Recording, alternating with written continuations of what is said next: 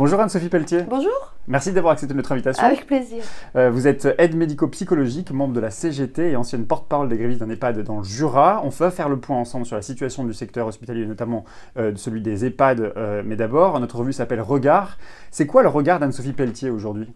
Aujourd'hui, c'est le regard d'une militante CGTiste, mais c'est aussi le regard d'une femme qui est affiliée à un groupe d'action insoumis Nord-Ouest Jura et qui prend vraiment à cœur la situation des EHPAD, mais surtout la situation de nos anciens et des soignants. Parce que tout est concomitant en fait. Si un soignant ne va pas bien, un ancien ne va pas bien.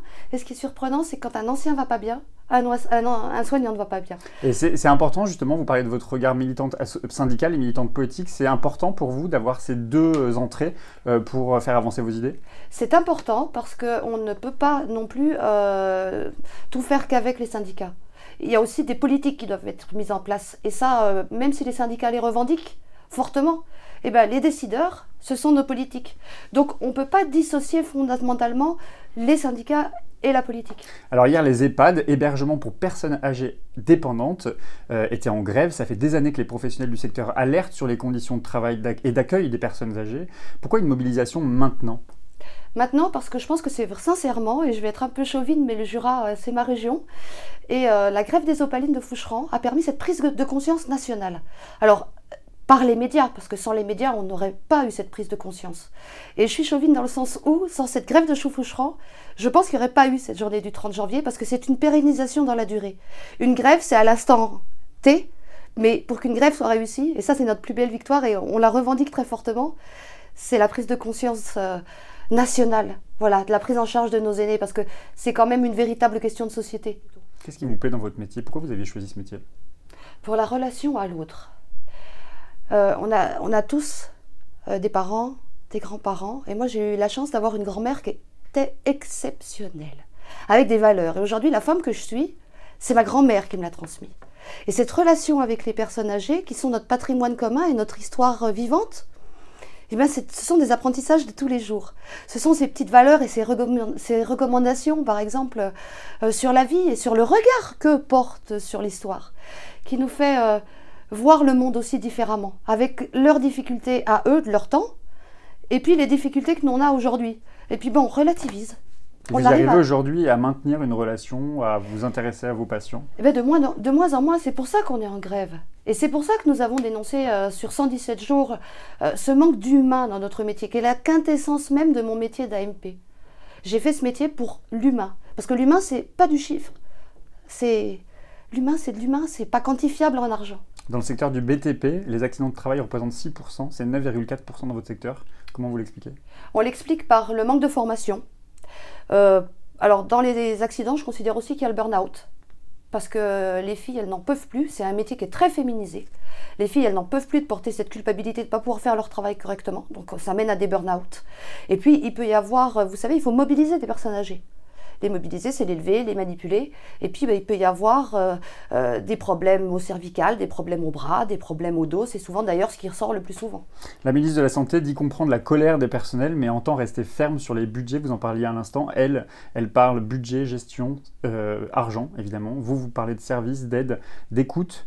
Les seniors, finalement, c'est un coût ou une chance? C'est quoi votre vision des personnes âgées? Ma vision, elle est très simple et très claire. C'est que les personnes âgées, c'est une chance. C'est véritablement une chance. Et je ne supporte plus qu'on les réduise à des finances. Ça n'est plus concevable. Aujourd'hui, vous avez plusieurs types d'EHPAD. Vous avez l'EHPAD public, l'EHPAD associatif et l'EHPAD privé à but lucratif. Je travaille dans un EHPAD privé à but lucratif. Il y a des grands groupes privés à but lucratif qui font des bénéfices à 2 chiffres, des dividendes à 2 chiffres, alors que la ministre, elle considère rester ferme sur ses positions. Elle nous propose 150 millions d'euros. Pour moi, c'est un emplâtre sur une jambe de bois. On arrive à faire des cadeaux aux riches très facilement.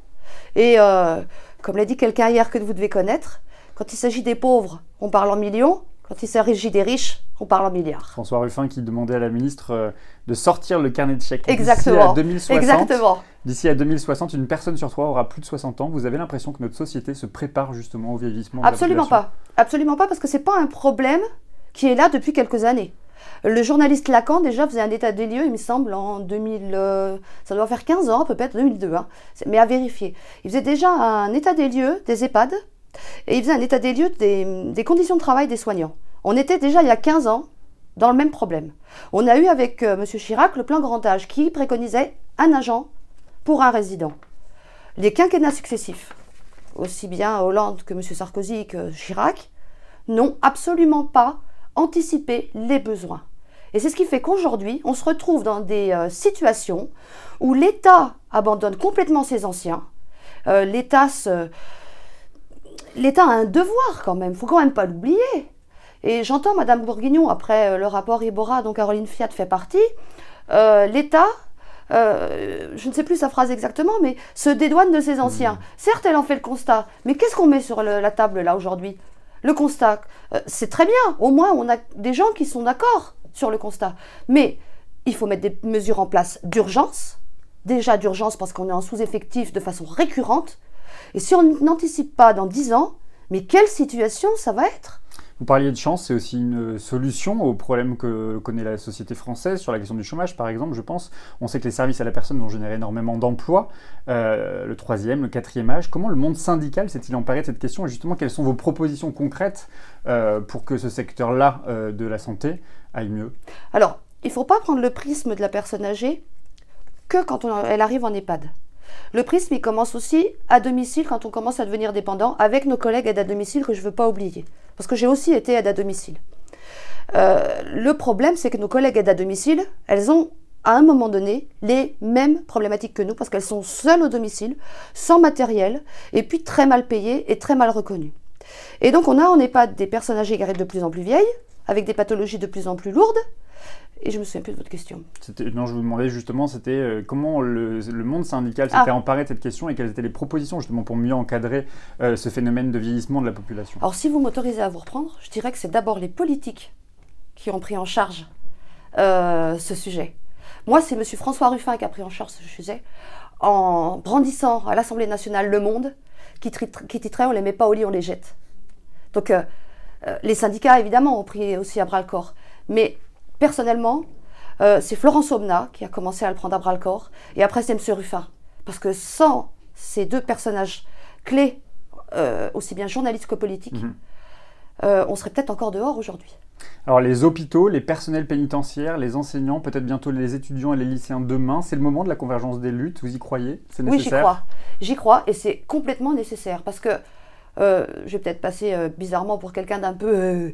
un peu rude, mais à mon sens, les lois, elles se font par le peuple dans la rue, pour le peuple. Et que si on a une convergence des luttes, parce qu'il y a aussi la SNCF dans pas longtemps, le 8 février, vous voyez? Parce que là aussi, on prévoit des grands plans de restructuration. Si on commence à toucher à nos acquis, enfin à leurs acquis, hein, ça ne peut plus aller. On touche aux acquis de nos anciens, on touche aux acquis de la SNCF, on touche aux acquis de 45, quoi, finalement. Je vous pose cette question de la convergence parce qu'avant-hier, le patron de la CFDT contestait justement l'idée de la convergence. Il dit qu'elle n'a pas de sens, qu'il faut mener des batailles les unes après les autres. C'est aussi une des raisons qui vous oppose à la CFDT, justement, ce côté sectorial de la lutte. À titre personnel, oui. Je pense que dans les luttes, il faut mobiliser un maximum de gens interprofessionnels, donc ça peut être lycéens, agents de la SNCF, privé, public. À partir du moment où on se bat pour des causes communes, et la santé et le vieillissement est pour moi une cause commune, et puis il faut aussi nous qu'on aille aider les lycéens, et puis il faut nous aussi il faut qu'on aille aider les agents de la SNCF, parce qu'avant tout, on est des citoyens. C'était ce qui m'a frappé hier dans la mobilisation. Il y avait aussi des enseignants, il y avait aussi des personnes de milieu hospitalier qui étaient présents pour soutenir la mobilisation. Bien sûr, parce que ce vieillissement nous concerne absolument tous. Et j'appelle encore les gens à se mobiliser, les citoyens à se mobiliser, parce qu'on a besoin de tout le monde. Une dernière question, Anne-Sophie Pelletier. Vous avez été élue personnalité de l'année par les lecteurs des journaux Le Progrès et La Voix du Jura. Mon invité d'hier, Éric Benzekri, co-scénariste de la série Baron Noir, vous a posé une question. Il vous demande où est-ce que vous puisez cette énergie et cette force qui est en vous et qui vous permettent de vous battre alors que beaucoup l'ont perdu, à commencer par lui-même, reconnaît-il, d'avoir perdu cette force militante. Je vous en ai un peu parlé tout à l'heure. Ce sont les valeurs de ma grand-mère. Ça, c'est très personnel, très intime. Et après, ce sont mes valeurs, je ne dirais pas d'utopiste. C'est le refus de la société dans laquelle on nous conduit aujourd'hui? C'est le refus, on marche sur la tête. On est sur un milieu où il n'y a plus de sens. Il n'y a plus de sens, ça n'est pas possible. Et puis on est dans ce capitalisme à outrance. Moi, je ne peux pas accepter des choses comme ça. Je ne peux pas. Donc c'est tout ça qui me donne la force de continuer et d'y croire. Merci beaucoup Anne-Sophie Pelletier. Demain, Pablo Pio-Vivien recevra Mathilde Larère. Elle est l'auteure avec Aude Loriot d'un livre passionnant publié aux éditions du Détour, Femmes et minorités, domination et résistance, des intrus en politique. Vous avez une question pour elle? Alors que pensez-vous de cette phrase? On mesure l'état d'une civilisation dans l'observation de la prise en charge de nos blessés et de nos malades et de nos anciens. Alors je transmettrai la question. Merci beaucoup. Merci beaucoup.